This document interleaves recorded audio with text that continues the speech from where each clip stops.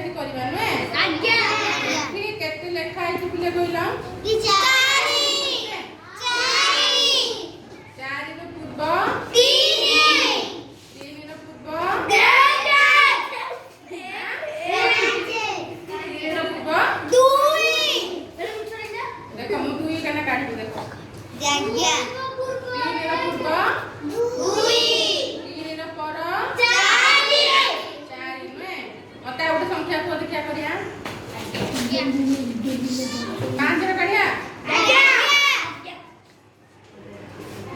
ଆଚ୍ଛା 5 ରହିଲା ମଝିରେ। ଆଜ୍ଞା। 5 ର ପୂର୍ବ ହଉଛି 4 ପର 6 ଏଟା ପୂର୍ବବର୍ତ୍ତୀ ଏ ହେଲା ପରବର୍ତ୍ତୀ 5 ରୁ 1 ଫେଡିଦେଲେ କଣ ପାଇବା? 4 ହେଲା କଣ? ପୂର୍ବବର୍ତ୍ତୀ 1 ମିଶାଇ ଦେଲେ 6 କଣ ପାଇଲେ?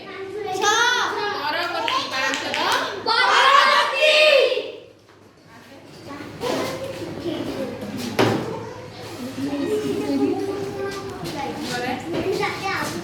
6 ମଝିରେ ରଖିବୁ।